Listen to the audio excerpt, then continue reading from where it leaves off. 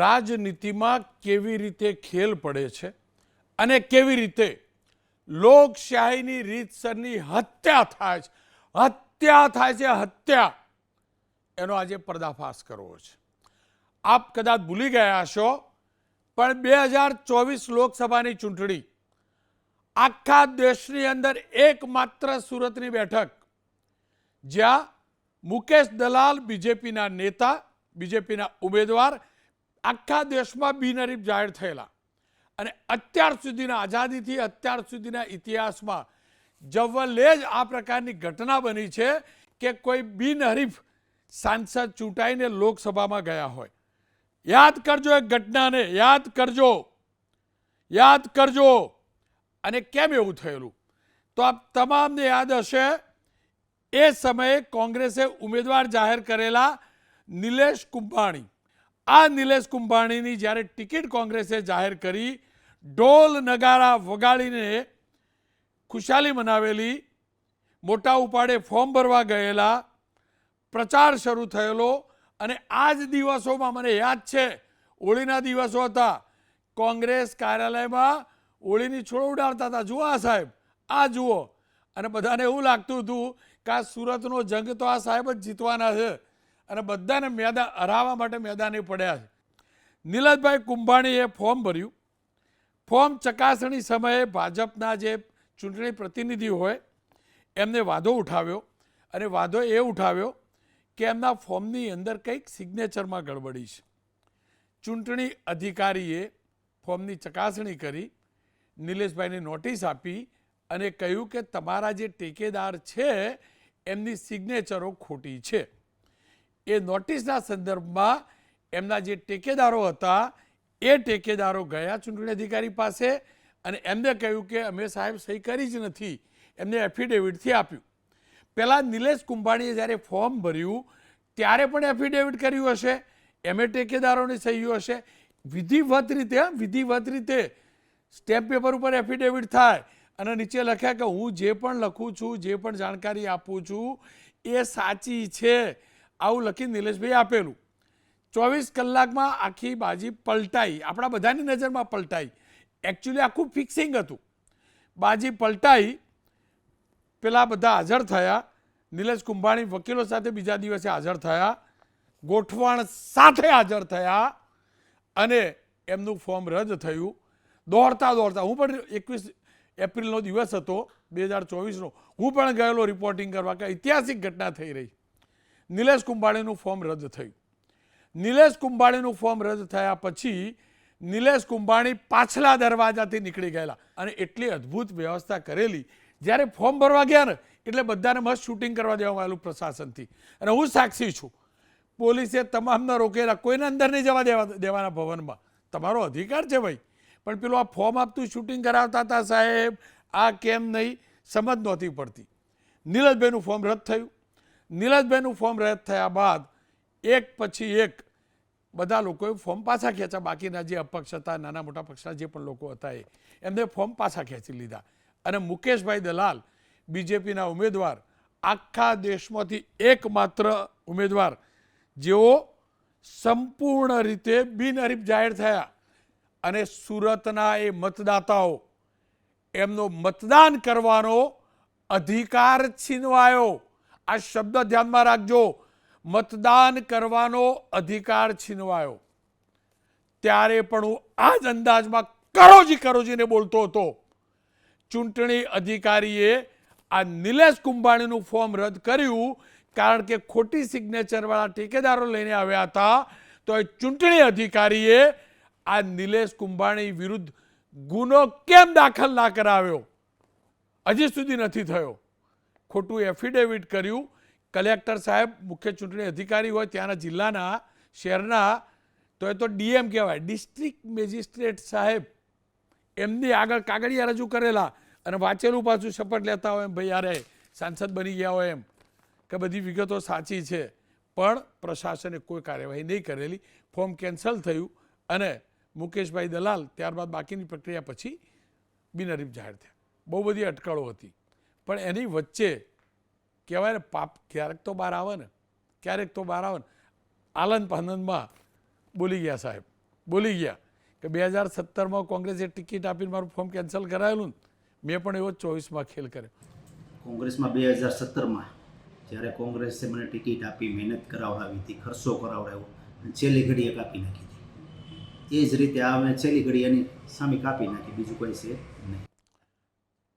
આ એ જ કુંભાણી સાહેબ છે પાછા. આ એ જ કુંભાણી સાહેબ એમ કે ને 17માં ટિકિટ કાપી હતી એટલે મેં 24માં થઈ ગયું ને આ કરી લીધું ને કર્યું ને. આજ પાછા કેવી ડંફાસ મારતા હતા. કાલે 11 વાગ્યાનો ટાઈમ આપ્યો છે. કાલે 11 વાગ્યા સુધીમાં અમારા વકીલ દ્વારા આગળ ડોક્યુમેન્ટ કરતા છે. અમારા વકીલ દ્વારા કાલે 11 વાગ્યા સુધીનો ટાઈમ આપ્યો છે. કાલે 11 વાગ્યા સુધીમાં ડોક્યુમેન્ટ પૂરા કરી આ વખતે ચૂંટણી 100% જીતવાની છે. કોઈ બે મત નથી. 20મી તારીખે એમ કે ચૂંટણી જીતવાની. અરે ભાઈ તું લડવાનો જ નથી, તું જાણે. અને એમ કે ચૂંટણી જીતવાની. જ્યારે આજે કહી દીધું કે હું તો 17ની અંદર જે થયું હતું 2017માં એટલે 2024માં ખેલ પાડ્યો અથવા પડ્યો.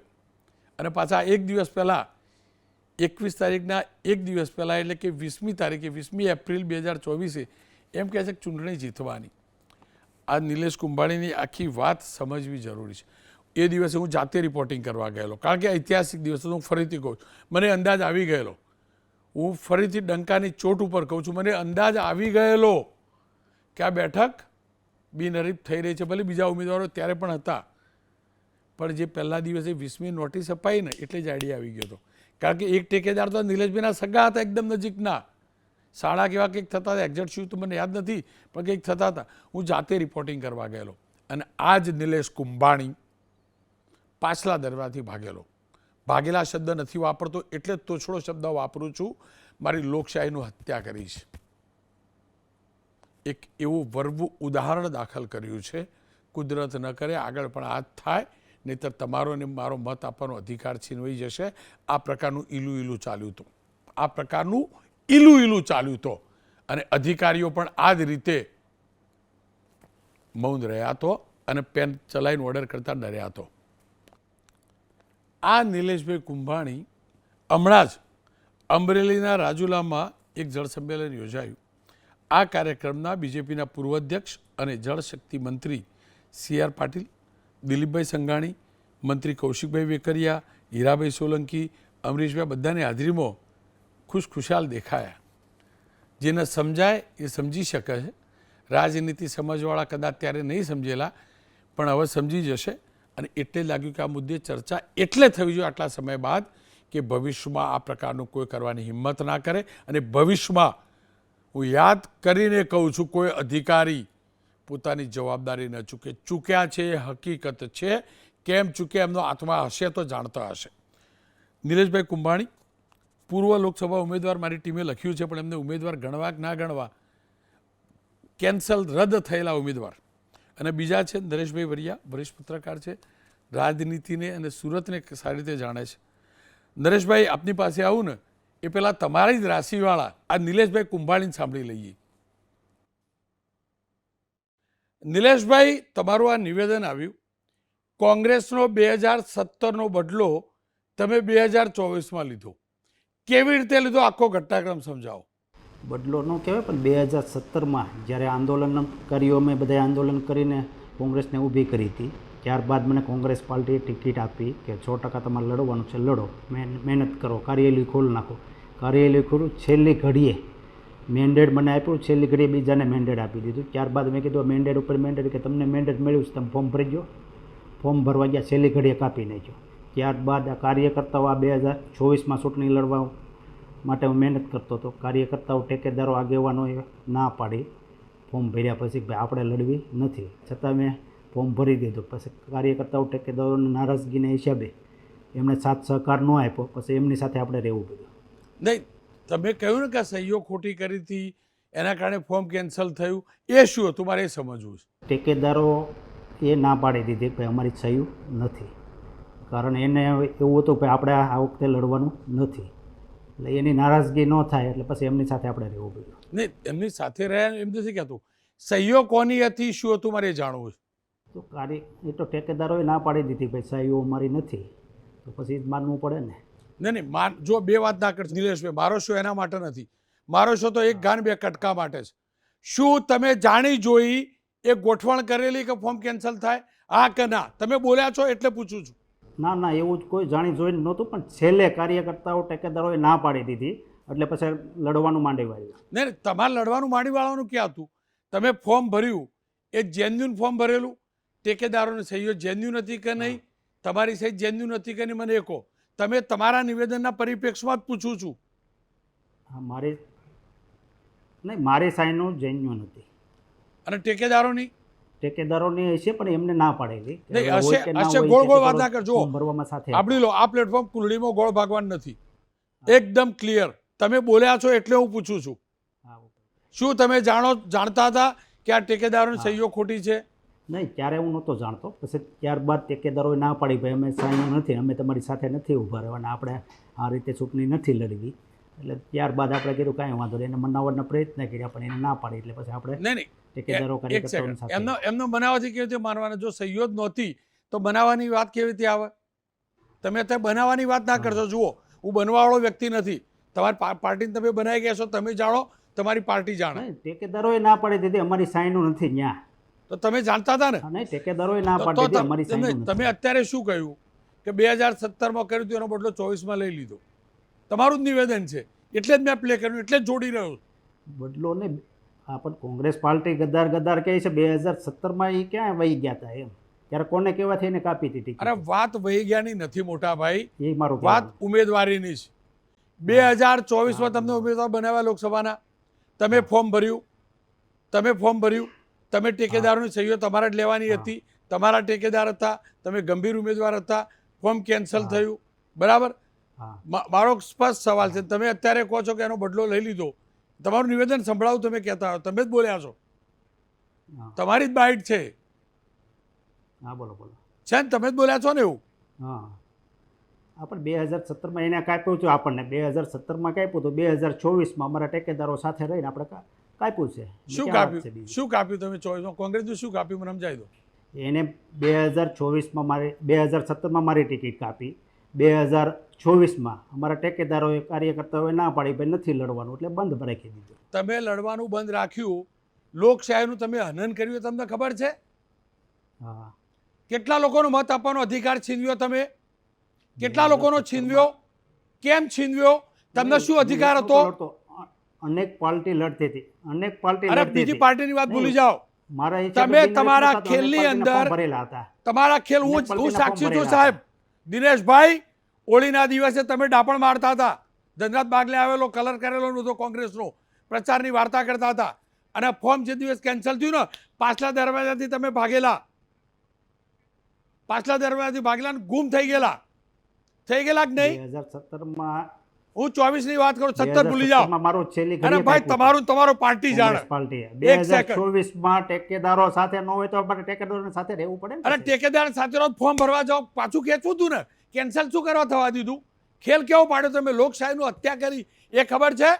ટેકેદારોએ અરે તમારો ટેકેદાર ફરજી સહી કરીને, તમારા ટેકેદારે એ કલેક્ટરે કેમ બચાવ્યા, શું સેટિંગ હતું નથી જાણતો, ફરજી સહી કરીને એફિડેવિટ ઉપર ગુનો દાખલ થાય. દિનેશલાલ, તમારા ડાબ ટેકેદાર છે ને, એ ગુનેગાર છે કાનૂનના, ભલે કલેક્ટરે ના ગુનો દાખલ કર્યો હોય, બરાબર? તમે તમારા ટેકેદારો ભેગા મળીને ખેલ કર્યો સુરતનો. તમે પાછલા દરવાજાથી કેમ ભાગેલા? પાછલા દરવાજાથી કેમ ભાગેલા? હું હતો આખો દિવસ, મેં ફિલ્ડિંગ ભરેલી, ફોર્મ ચકાસણી વખત આવેલા ને તમે, તમને પેલો નોટિસ સમય આપ્યો ને આપ્યો, પાછલા દરવાજાથી ભાગેલા તમે. કેમ સામી છાતીએ નહીં ગયેલા? ના, પાછલા દરવાજા ને આગલા દરવાજા. અરે પાછલા દરવાજાથી ભાગેલો હું જાતે. અરે મારા સાહેબ, હું જાતે ત્યાં ઊભો હતો, હું જાતે ત્યાં ઊભો હતો સવારે 8 વાગ્યાથી લઈને બપોરે 1 વાગ્યા સુધી. અમે ઉપર હતા, અડધો કલાક પછી અમે નીકળેલા હતા. ક્યાંથી નીકળ્યા હતા? વિઝ્યુઅલ બતાવું જ છું. જે એન્ટ્રી અમે તમે એન્ટ્રી કરીને કેવી રીતે ભાગેલા? મને કહો. ચલો, બિલ્ડિંગ માંથી નીકળેલા. બરાબર, કેવી રીતે ભાગેલા? બિલ્ડિંગ માંથી કેવી રીતે ભાગેલા? મીડિયન મળીને ગયેલા? બિલ્ડિંગ માંથી નીકળેલા. મીડિયન મળીને ગયેલા? એમને તો મળતા હતા, મળીને ગયેલા? એ બિલ્ડિંગ માંથી અમે નીકળ્યા. મીડિયા વાળા કોઈ નહોતા ને અડધો કલાક પછી. બસ તમે પાછલા દરવાજેથી હતા. મીડિયા વાળા નહોતા. અરે હું જાતે ઊભો હતો ભાઈ, શું કરો જુઠ્ઠું બોલો યાર? તમે પેલા કલેક્ટર આગળ ખોટા એફિડેવિટ કરો, બરાબર? કેમેરા આગળ ના કરી શકો. હું જાતે ઊભો હતો, હું રોનક નારાયણભાઈ પટેલ, જાતે રિપોર્ટિંગ કરવાયેલો દિનેશભાઈ, અને તમે ખેલ પાડેલો. હવે હું કહું, મારી ઉપર ગુનો દાખલ કરાવો તો કરાવજો. કલેક્ટરમાં તમે એક જ ખેલ ગેટ છે, પાડેલો. એ ગેટેથી જ નીકળ્યા હતા આગલો. તમે ભાઈ તમે પાછલા નહીં, દરવાજે આગલો ભાગેલા. ગેટ એક જ સાંભળો, ગેટ હતો, એ તમને જ ગેટેથી ભાજપ વાળો અમે લઈને નીકળ્યા ભાગેલો હો કહું. પેલો દિનેશભાઈ ખરા પાછળ ને દરવાજો ભાજપના? નથી, આગળનો દરવાજો હતો, એ જ દરવાજેથી ભાઈ અમે તમારા નીકળેલા. પેલા ભાજપ વાળા ખરા ને દિનેશભાઈ ડેપ્યુટી મેયર હતા ને એ લઈને ભાગેલા. બોલો આવું કશું કેવું તમારે? હા, હજી બોલું આગળ? હા. તમારે એક મિનિટનો હિસાબ આપું તમને, ક્યાં ગયેલા એ, નહીં, દિનેશભાઈ કોને મળેલા એ? નહીં, દિનેશભાઈ મારી જોડે નહોતા. અરે ભાઈ છોડો ને, નહીં, આપું દિનેશભાઈ મારી જોડે વિઝ્યુઅલ નહોતા, બતાવું તમે બધા. જોઈ લો. અરે મેં દિનેશનો દિનેશભાઈ મારી ઇન્ટરવ્યુ ગાડીમાં લીધો. નહોતા. અરે ભાઈ મેં હા. ઇન્ટરવ્યુ લીધો દિનેશનો. ભાઈ હા. શું કરો આવું કહો છો યાર? મારી આગળ તો જુઠ્ઠું ના બોલશો, દુનિયા જે બોલો એ. દિનેશભાઈ નીચે સાથે ઉતર્યા હતા, પણ આગલા ગેટેથી ને કોઈ પાછલો ગેટ નથી, એક જ ગેટ, મેઇન તો ગેટ છે, તમે main એમને ગેટેથી તમે જ કોઈ નીકળ્યા. મીડિયા વાળા નતા, વિડીયો હોય તો જોઈ લો. તમે કહો અરે મારી જો બધા વિડીયો પ્રસારણ કરું ભાઈ, હું પુરાવા સાથે કરું, હું તમારા જેવું નહીં, અતકસું ના હતા, કરું. અડધો કલાક પછી નહોતા હે. બરાબર, હું અડધો કલાક ને 1 અમે કલાક બેઠા ને ઉભેલા ત્યારબાદ લ્યા. નહોતા હે. અરે મારા ભાઈ 2 વાગ્યા સુધી મેં લાઈવ કર્યું ત્યાં આગળ. શું કરો આવું હા. કહો છો યાર? મને એટલું જ નહીં, આ સમજવું. પ્રોગ્રામ પત્યો ને અહીંયા બધું ફોર્મનું, પછી અડધો કલાક પછી અમે અરે ભાઈ નીકળ્યા અડધો કલાક નહીં, છેક સુધી અમે રોકાયેલા ભાઈ. બરાબર, મારે આટલું જ સમજવું છે. તમે ફિક્સિંગ શું કરેલું કહી દો. હા, કોઈ ફિક્સિંગ નહીં. તમે એ વ્યવસ્થાના ભાગ હતા કે નહીં બિનહરીફ કરાવવાના? બિનહરીફ કરાવવામાં પહેલા વ્યવસ્થાના ભાગમાં નહોતા, પણ લાસ્ટમાં ઠેકેદારો કાર્યકર્તાએ ના પાડી, એટલે એ નારાજગી એ સાથે રહેવા માટે એમની સાથે અમે રહ્યા છેલ્લી ઘડીએ. તમે એમ કહો કે તમારા ઠેકેદારને સમજાવીને લાવેલા, હા. અને એક બાજુ તમે એમ કહો એમને હા. સહીઓ જ ખોટી કરેલી. બે વાત કેવી રીતે હા. હોય? જો સહીઓ ખોટી કરી હોય તો સમજાવો કે ના સમજાવો કોઈ ફરક જ ના સમજાવીને પડવાનો. લાવ્યા, પણ ત્યાં આવ્યા કે ઠેકેદારોને કાર્યકર્તાઓ હેરાન કરતા હતા. નહીં નહીં તો ફરજી. ગેટ પાસે ઠેકેદારોને સમજાવીને લાવ્યું કે હવે લડી લઈએ. અરે મારા તો- કાકા એ વાત લડી લો ને. પહેલાની વાત થઈ, તમે ફોર્મ ભર્યું, ફોર્મ ભર્યા ઠેકેદારો સહીઓ કરી, પેલા લોકો ઓબ્જેક્શન લીધું, ખોટી સહીઓ સામે આવ્યું, ખોટું એફિડેવિટ સામે આવ્યું ના બધું. તો પછી ઠેકેદારોને તમે મનાવાના હતા તો ક્યાંથી માનવાના હતા? તમારા ઠેકેદારો તમારી જોડે ગદ્દારી કરી, તમારા ઠેકેદારો તમારી જોડે ગદ્દારી કરી હોય તો એમના વિરુદ્ધ તો તમે કોર્ટમાં ના ગયા, જવું જોઈએ ને. હા, પણ ઠેકેદારોને નીચે આવ્યા ઠેકેદારોને હેરાન કરતા હતા કાર્યકર્તાઓ, બરાબર, એટલે પછી ઠેકેદારો કીધું હવે લડવું જ નથી. અરે મારા કાકા, હું એમ પેલા નથી વહી ગયા હતા, કહેતો. એને મનાવીને આપણે અરે લાવ્યા. મારા કાકા ફોર્મ ભરવા ગયા ને હા. સહીઓ કરી એફિડેવિટમાં, એની વાત કરું છું. બહુ જાજુ કેટલું પૂછવું આ ભાઈને પૂછીને, હું બધું જાણું છું. નરેશભાઈ, સુરતનું પાણી આવું તો નથી. સૂર્યપુત્રી તાપી, પવિત્ર નદી કિનારે આવેલું આ શહેર, અને ચૂંટણી વગેરે, આ તમારે ખાલી એટલું નવસારીનું રિપોર્ટિંગ થયું હશે, આખું ગુજરાત રિપોર્ટિંગ કરે ને તમે રિપોર્ટિંગ નહીં કરી શક્યા હોય સુરતનું. તમે શું માનો છો? નિલેશ કુંભાણી જવાબદાર ખરા કે નહીં? રોનકભાઈ, આખું જે નિલેશ કુંભાણી મેદાનમાંથી ખસી ગયા એ એક પ્રકારનું એમનું પૂર્વ આયોજિત ષડયંત્ર હતું. તમે હમણાં એને પૂછ્યું ત્યારે એમ કહે છે કે 2017માં મારું જે મેન્ડેટ ન આપ્યું અને ચૂંટણી લડવા ન મળી એનો મેં બદલો લેવાનું નક્કી કર્યું, અને એણે 2024માં આ રીતે મેદાનમાંથી ખસી જવાનો એક કારસો રચ્યો. અમે લોકશાહીના અધિકારથી, મતદાનના અધિકારથી વંચિત રહ્યા એનું કોઈ પણ દોષિત જો સર્વપ્રથમ હોય તો હું નિલેશ કુંભાણીને માનું છું. અને એ અત્યારે જુઠ્ઠું બોલે છે, કારણ કે એણે જે ટેકેદારની વાત કરી એ ટેકેદાર કોઈ બહારના કે દૂરના કોઈ વ્યક્તિઓ નહોતા. એને જે ટેકેદાર હતા એમના એક સંબંધી હતા અને એક એના ધંધાકીય ભાગીદાર હતા. એટલે જે પણ એણે ખેલ પહેલેથી ગોઠવી જ રાખેલો હશે, અને સમય આવીએ એની પાસે આ રીતે ખોટી સહીઓ કરી છે એ વાત કરવી. અને આખો જે અહીંયા બિનહરીફનો જે આખો ખેલ ઊભો થયો એની અંદર સુરતના ચૂંટણી અધિકારી એટલે કે કલેક્ટરની ભૂમિકા પણ શંકાસ્પદ એટલે હું માનું છું. અને ત્યારે પણ આપણે ડિબેટમાં હતા ત્યારે પણ મેં કહ્યું હતું કે એક સામાન્ય તમે ખોટી વિગત જ્યારે ચૂંટણી પંચ સમક્ષ આપો છો તો પછી ચૂંટણી થઈ ગયા પછી પણ એવી ખોટી વિગતને કારણે એમની ચૂંટણી જે ચૂંટાયેલા ઉમેદવાર હોય એ પણ એનું રદ થાય છે સભ્યપદ. તો એની સામે જ્યારે તમે ખોટી એફિડેવિટ આપી અને ચૂંટણી પંચને ગેરમાર્ગે દોરવાનો પ્રયાસ કર્યો તો એ સ્વાભાવિકપણે જ એક ફોજદારી ગુનો બનતો હતો, પણ એ કોઈ પગલાં લેવામાં આવ્યા નથી. બીજું કે નિલેશ કુંભાણી જે વાત કરે છે કે ભાઈ મને આ વાંધો તો ટેકેદાર કોણ હતા? કોઈ ટેકેદારે એને કહ્યું હોય તો પહેલેથી એને જાણ હોવી જોઈએ. અને બીજું કે કોંગ્રેસ સામાન્ય રીતે પક્ષની એક નીતિ રીતિ એવી હોય કે તમે જે ફોર્મ ભરો એની અંદર જે ટેકેદાર હોય એ પક્ષ લેવલેથી નક્કી થતું હોય. નિલેશ કુંભાણીના મનમાં પહેલેથી ગેમ નક્કી હતી એટલે એણે ટેકેદાર પણ એના મનગમતા પોતાના શહેરમાં રહે અને પોતાનું ધાર્યું કરાવી શકાય એવા ટેકેદારો મૂકવામાં આવ્યા. આ એક વ્યક્તિના કારણે એને કહે છે કોંગ્રેસનું કાપી નાખવાનું નાક, પણ કોંગ્રેસનું નાક તો કપાયું ન પકાયું એની સાથે રોનકભાઈ મને કે તમને કોઈ લેવા દેવા નથી, પણ એને લોકશાહીનું નાક કાપવાનું કલંક સુરતની ધરતીને, સુરતના એક રાજનીતિ, સુરતની લોકશાહીને લગાડ્યું છે. એટલે હવે ગમે એટલો એ બચાવ કરે એનાથી આપણે માનવાના, તો હું તો કોઈ દિવસ માનવાનો જ નથી કે નિલેશ કુંભાણી આખી બાબતમાં કોઈ નિર્દોષ હોય અને એને આખી કોઈની વાત ખબર ન હોય ને ટેકેદારો ના પાડે. કોઈ જ્યારે એક પક્ષની ટિકિટ લેવા માટે કેટલી લાંબી એમની પ્રક્રિયા હોય અને એમની પસંદગી થતી હોય અને છેલ્લી ઘડીએ આ રીતે મેદાનમાંથી હટી જાય તો એ ખરેખર ખૂબ જ શરમજનક બાબત હતી. બીજું કે આખો એક ટ્રેન્ડ સેટ નક્કી થયો આ કે પહેલાં તો ધારો કે ઉમેદવારોનું અપહરણ થઈ જવું એવું અલગ વાત છે, પણ તમે આવી રીતે ટેકેદારો ખોટા મૂકીને પણ ચૂંટણીની અંદર તમે કેટલી હદ સુધી ખોટું કરાવી શકો છો એવું સુરતની અંદર આ નિલેશ કુંભાણીનું ઉમેદવારી પત્રક રદ થયું ને એ ઘટનાએ એક બતાવી હતી બાબત કે આ રીતે પણ ચૂંટણીઓ થઈ શકે છે. નિલેશ કુંભાણીને જે કર્યું જે થવું એ અલગ વાત છે, પણ અમારો મતાધિકાર આજે છીનવાયો છે.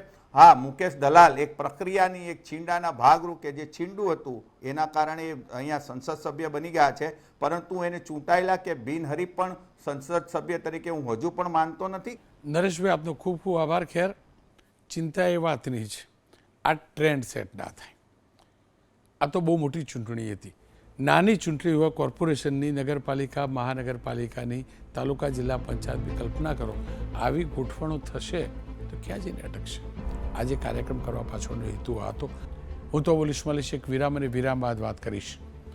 પહેલો એક નફ્ફટ પકડાયો જે મારી ગુજરાતની શાળાઓમાં બોમ્બ મુકાયની ધમકી આપતો.